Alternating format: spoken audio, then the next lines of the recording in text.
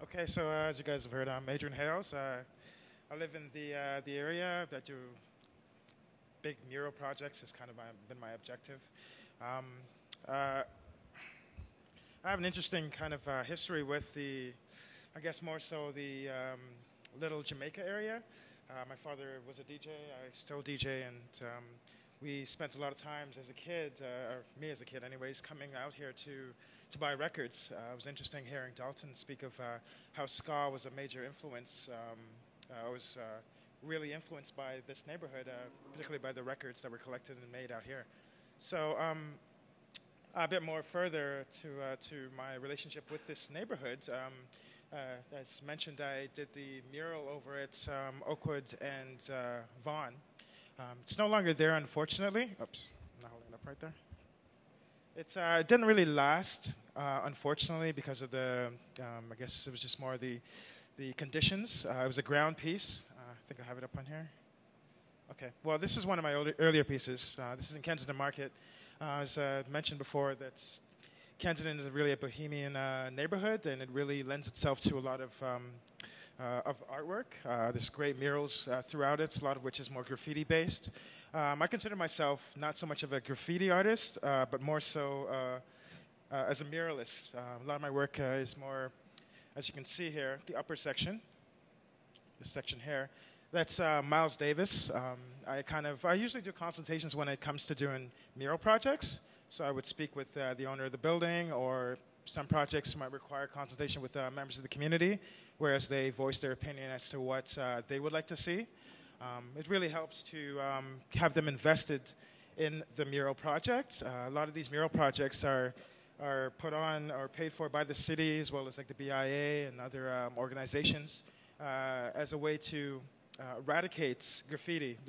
Speaking of graffiti, is more like just a random act of tagging or just like doing throw-ups where they're not wanted, more or less. So this piece here, Miles Davis, as you can see, is just pretty much using both sides of the wall to make one kind of canvas. And what I try to do with my murals are just to really challenge the viewer so that they, it's not just one piece here and one piece here, but you have to stand at a specific point in order to see it as a flat landscape. All right, this piece here was done 2 summers ago. It was the first year of the street art program. Street art is a program that's put on here in Toronto, and it is, again, to eradicate graffiti. It's also just to beautify our communities. So as you can see at the top there is what we started with, what the platform was, the canvas, the blank canvas, as it were. It was put on by the Riverdale Hub, so it's the middle building there. You'll see it in a second. But you can really see how it's really changed the Little India area. This is on Gerrard, mind you, Gerrard Greenway, Greenwood, just over Gerrard. So this is the main building right here. This was a particularly challenging project because it involved everybody, again, with the consultation process, having an input. So we had like 9 businesses along that strip there that had an input as to what they'd like to see. Ultimately, for the Riverdale building itself, this was kind of an abstract of the actual logo.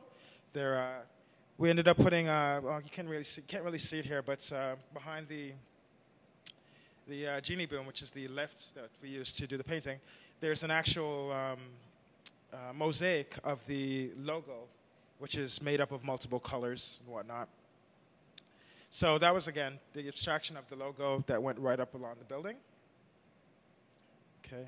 This is at the other side of the block. So as you have seen previously, there's one side of the entire block that was painted, and then the farther side, as it wrapped around off of Gerrard, we did this painting here.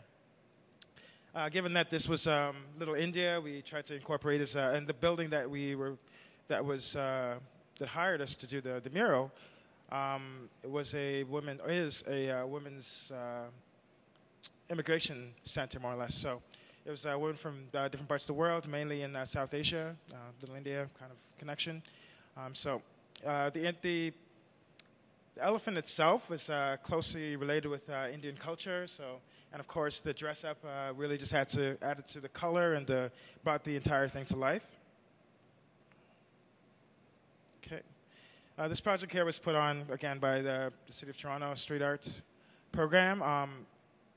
This was called the Outside of the Box project. And it was literally like they got, I think there was upwards to 40 artists that were commissioned to do various boxes.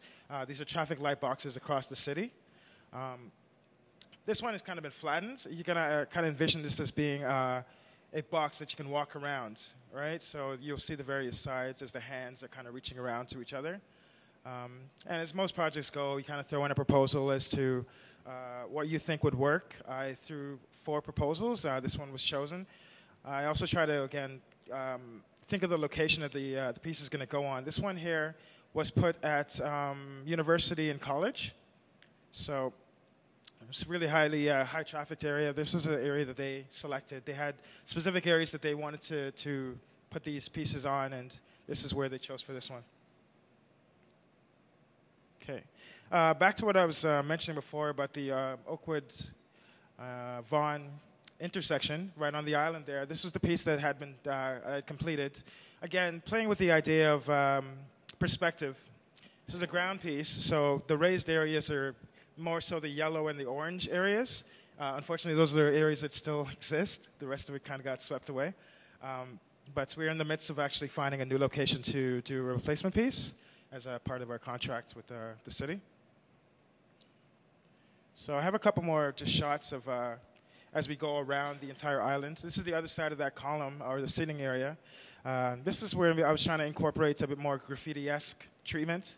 Again, I'm kind of an ultra-real artist in terms of like my style and painting style. So the water and everything is kind of really, you know, hyper-real with the exaggerated blue and the splashing and the motion and whatnot. So this is more or less of it kind of hitting onto an island. Being that, again, this is a painting that's on an island. It's for people that are from the island. It's a really transient location, as it's got a bus stop right there.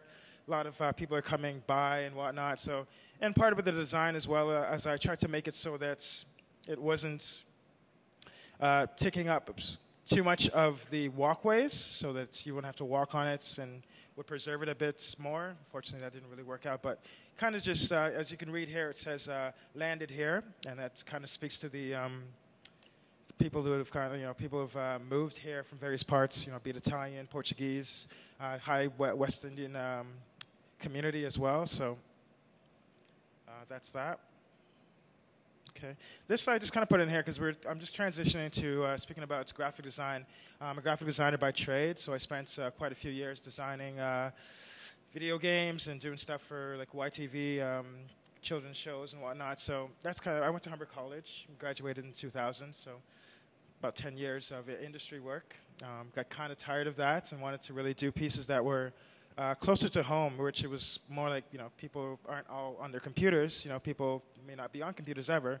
So doing murals and whatnot is really the best way to connect with people and really have something that's monumental and changes the environment that people live in.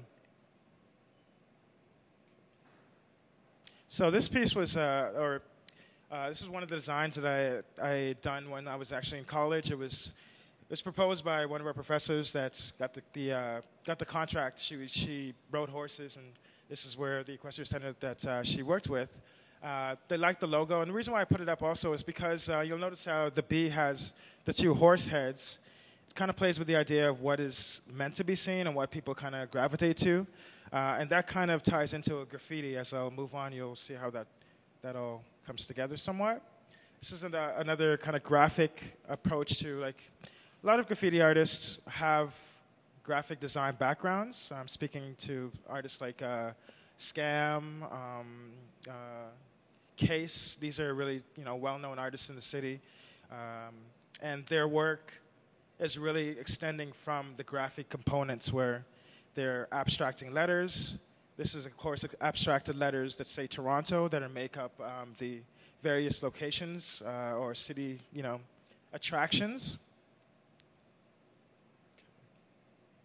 So now I'm just going to kind of go back to the streetcars along St. Clair. This is just some stuff I pulled up online. of just kind of showcasing each one of the stops, how they've got that great strip of artwork that goes along the top of it. It's a beautiful way to, beautify the community. People are commuting, and it gives them something to look at.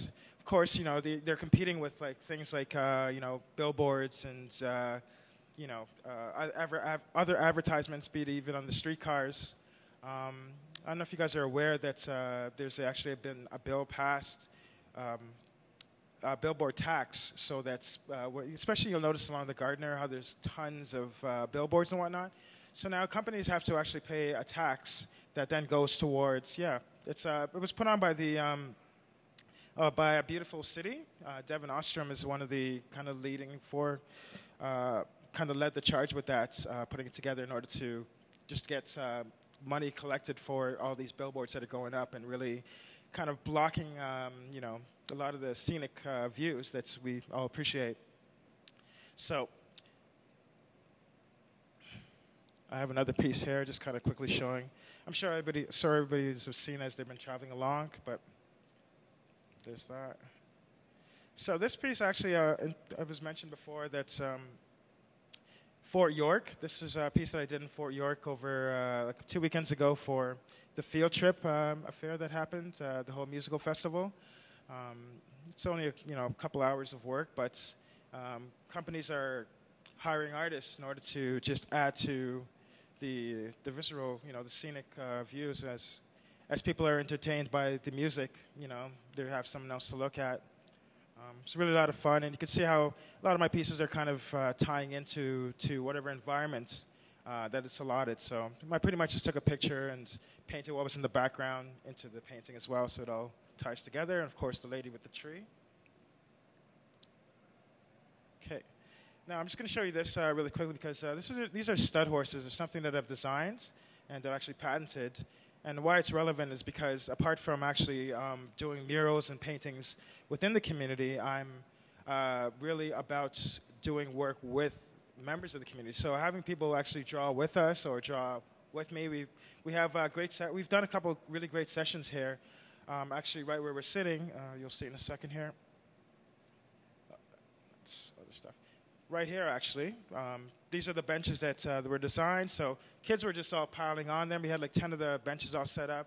And what I was doing is I would have like this young lady right here was posing for us and did a quick little sketch for her. But, kids just really gravitate to it. And everybody, the parents just come in tow. And it really breaks that stigma that, oh, I can't draw. So if kids doing it, then you feel like, hey, why not give it a shot? So. And, it really ties into, when I'm doing big murals, people are actually walking by and commenting. A lot of people might not show up in the consultations, but the real people that are affected by it are the people who are just passerbys that use that route to go about their daily lives. So a lot of them are kids as well. Speaking of kids, last weekend we were at Oakwood's Art Festival that was happening just up the street. And what I had done was, you'll notice in the top left there, it's got a big canvas, did kind of an illustration, and had the kids and members of the community kind of join in the fun, and we created this. So again, it's not all about just, painting for my own sake, but actually infusing the creative process into the community, so it's an actual activity for people to share in.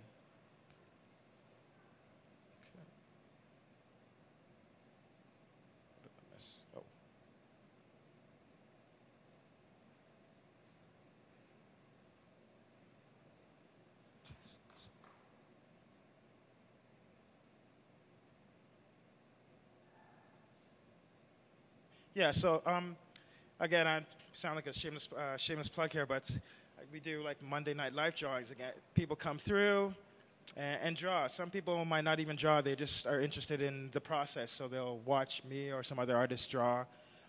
It's also very therapeutic. You know what I mean? Like we have people come there that have, mental health issues, and they just need some, a time to unwind. The creative process is really not just about what you create, but spending that time to relieve stress. You know what I mean? Like, or just to let your mind wander. It helps in other parts of your lives as well. Like, if you just a way of escapism, more or less, right? Yeah. Thank you so much for taking the time to listen to me. Appreciate it.